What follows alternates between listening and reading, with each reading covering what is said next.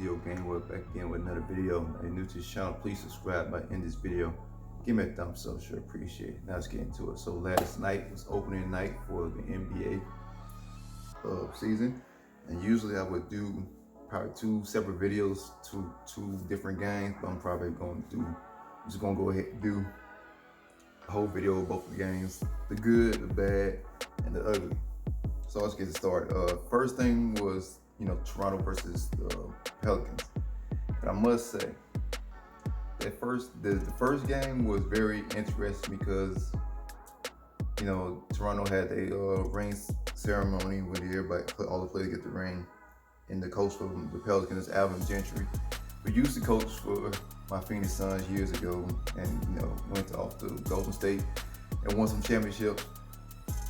And he advised his players to stay and watch the ring ceremony, because most of the time when you have that type of stuff, most of the players of the opposite team is going to be in the locker room, not even engaging or watching the event happen. But he told his team to stay out to watch the ceremony, and I think they got them hyped and motivated to play that game, because when the first quarter started, they came off loose, they came on fire, they were shooting, they were hitting from all range.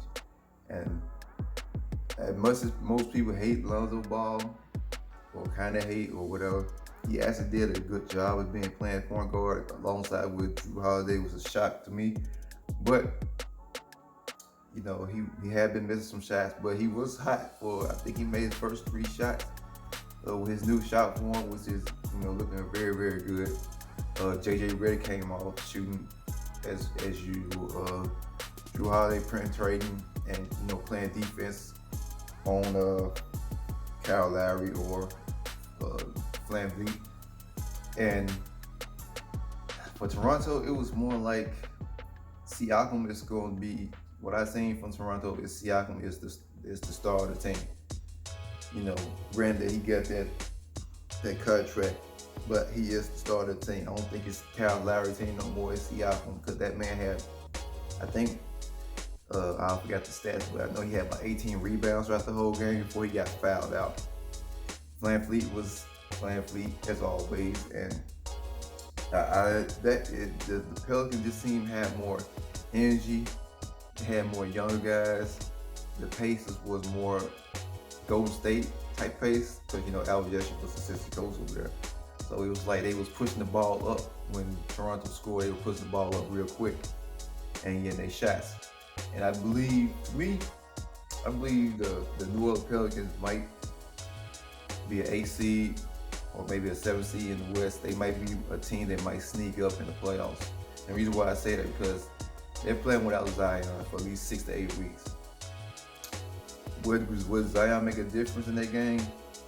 I think so, because Zion is an attacker. He likes to finish at the rim.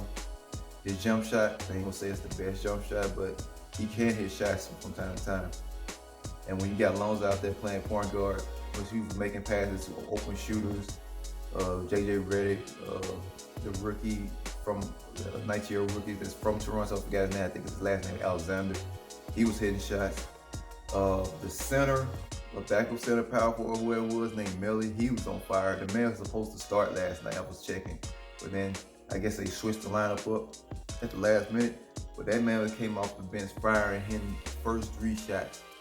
And they was giving Toronto problems, because with that, you had Siakam on the floor and you got Marc Gasol, which is, Marc Gasol, I don't think he can defend athletic players like that, unless it's a big man that's worth his time of speed. But Marc Gasol was on the island, and I was surprised that Alvin Gentry didn't set up some kind of pick and roll every time with him and Lonzo, him and Jrue Holiday, or somebody to have him match up with Marc Gasol, because he cannot recover on defense. He cannot go a short person. So I was surprised at that, and they not taking advantage of that, but they could have kept the score up to 10 points lead or 15-point lead. But they let Toronto come back, let them hang in there. They took Melly out, the power forward was shooting threes. What reason, I don't know. They took JJ Redick out for a time. It's like and Brandon Ingram. Brandon Ingram was the most shocking to me, the way he was attempting to score, attacking the basket. And it just seemed like the guys who got traded from the for the LA Lakers, sorry, had something to prove to not only to their team, but to everybody else that they felt like they should have been stayed there. They could have made, a possibility of being better this year. Who knows? But I get into that about the next game. But it just seemed like they was hungry out there. They was passing the ball. They was playing defense. They was getting rebounds. And credit, it can only last for only 3 quarters until the 4th quarter came when Toronto started making their run. Larry V started hitting his shots, and Siakam, I don't think nobody can handle that man one-on-one. I don't think nobody besides Kawhi, maybe. But Siakam was a problem from 2 years ago, just scoring 3 points or 4 points in the game, to averaging 17, to averaging almost 30 now, and 18 board. I mean, that man's gonna be a problem this year. He might be in the running for maybe MVP, maybe. But overall, the game was good. I mean, a lot of things the Pelicans missed up on coaching-wise is, when you got hot players, man, you don't need to take them out. You need to keep them in. I mean, it's the first game of the season. They should be able to play the full game.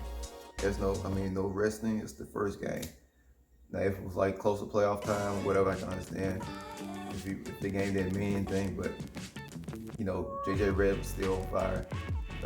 Brandon Ingram was hot from mid-range and getting to the paint. Jrue Holiday was sometimes decent, but Jrue Holiday is one of the best defending shooting guards in the NBA. And then all it came down was the, VanVleet, taking advantage, scoring, doing what he wanted to do. And a lot of people gonna say that Toronto's not gonna make it. Probably they ain't not gonna win another championship ever. I wouldn't say never, but I don't think they might win it this year. They could get back to the finals, but they have to go through Milwaukee. And right now, Milwaukee or Philadelphia. Those are two teams that's most likely going to be in the conference, in the NBA Finals. Unless Toronto make a trade to get another decent scorer, defender, whatever. Because right now, Marc Gasol is the weak spot of that team right now. So you got teams now, they got more athletic centers, power forwards, that's going to destroy Marc Gasol. So they can't keep that same rotation like they did last year. You don't have Kawhi now, so it's a huge blow, but you still be able to get to the playoffs. So I'm not concerned about them not making the playoffs. They will get to the playoffs, but they won't have a chance to get shot at the finals again. So overall, all I say from that game is Toronto played like Toronto, and Pelicans was a shocker. It was going to be a shocking team this year to watch out for, especially with Lonzo and Jrue Holiday as the backcourt mates, and hopefully JJ Redick can continue his streak of making the playoffs since Zion is out for 6 to 8 weeks. So to see how that team go, they got a lot to learn from their game, and I think they will get better. So that's it. Now, second game, Bell for LA.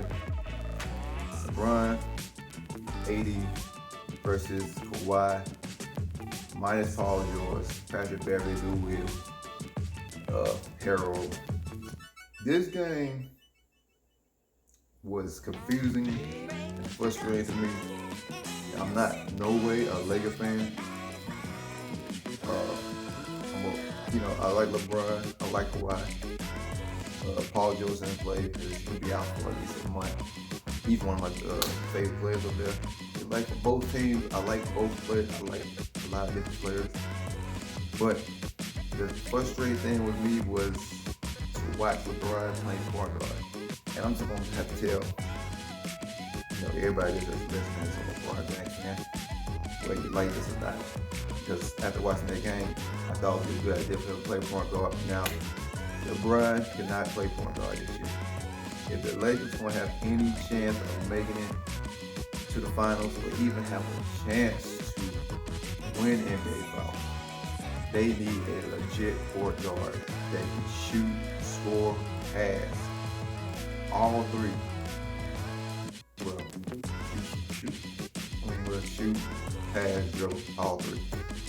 And when they had, workouts for Monte Ellis, which could have been an option. Could have maybe got D-Rose. It could have been an option. I'm pretty sure there's some point. Even Jamal Crawford at the game was thinking that they need a scorer. Jamal Crawford was 40 years old or something, but he's still going to get buckets because he scored like a 44 game for my Phoenix Suns last year. So it just seems like right now, LeBron was force feeding into AD in the paint, and I don't think that's going to be a good idea. If they're going to continue to do that all season, AD is going to be beat down because he has to. I mean, granted, he's a beast. I don't think nobody can start AD unless they double team him. But you cannot force feed that man all the time. You got to make something. You got to have a play to get the ball moving. Because with LeBron with the ball, I say like the first 5 minutes of the first quarter, the ball was moving, passing, whatever. Everybody getting their spots. It was up, 8 points, 10 points. Kawhi was missing a shot, getting frustrated. Man, after the second quarter, the lights just switch off for the Clippers, and they went back to their usual grit, grinding defense. Lou Williams come off the bench, just giving everybody buckets. Just like this man don't even have to play it. This man, Lou Williams can be on the NBA court in his street clothes. He could be with some FUBU jeans on and one shoe and still drop at least 30 points off the bench.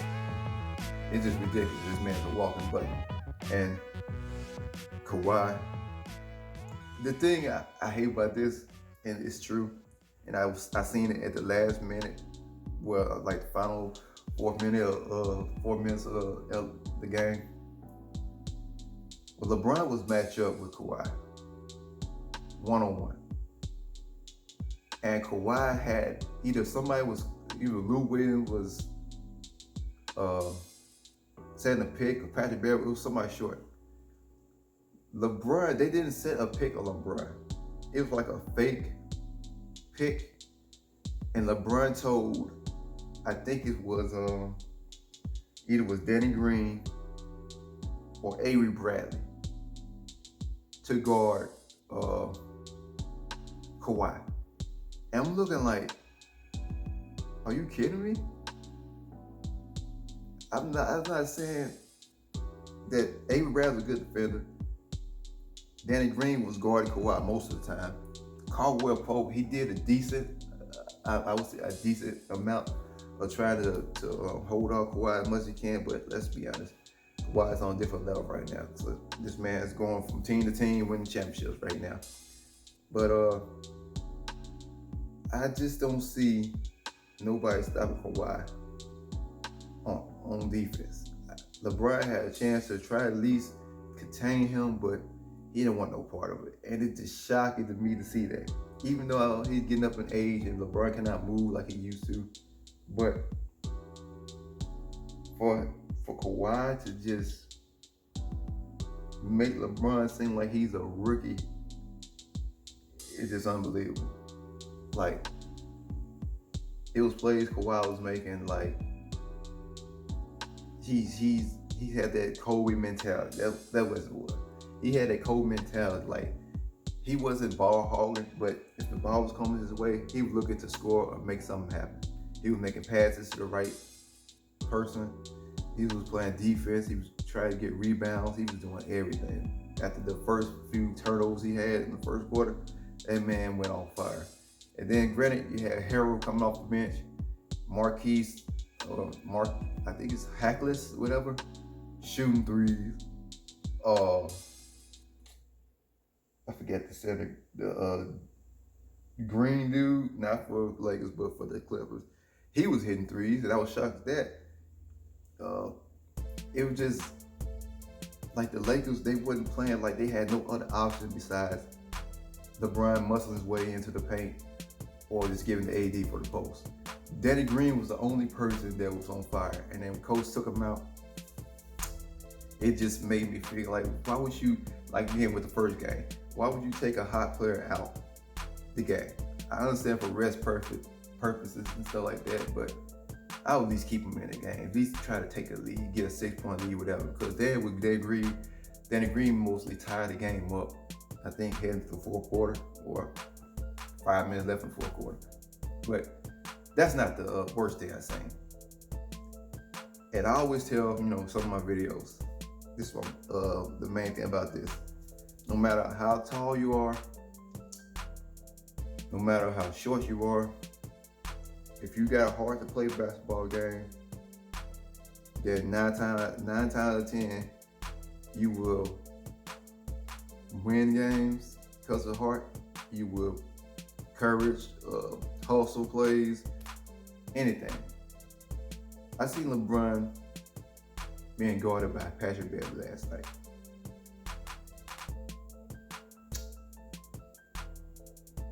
I would say that Patrick Beverley got into LeBron's skin. Patrick Beverley got the most out of LeBron. And I'm looking like, you got a baby on you. You should be able to have him in a post, dominating him. Take it to the rim, isolation, something. But he kept looking for AD. And Patrick Beverley's a good defender. He's very irritating. He's one of those Chicago guys. And I played with a couple people from Chicago while I was in Mississippi. And I ain't gonna say I play ball in Chicago, but I got cousins that's from Chicago. I know how they play. And I know that type of grimy defense. But for LeBron to have Patrick Beverley on him most of the game, the entire time, even he has Kawhi, but most of the time he had Patrick Beverley. And you mean tell me you could not score? This man is out rebounding you, out hustling you, everything, man. It's the first game of the year.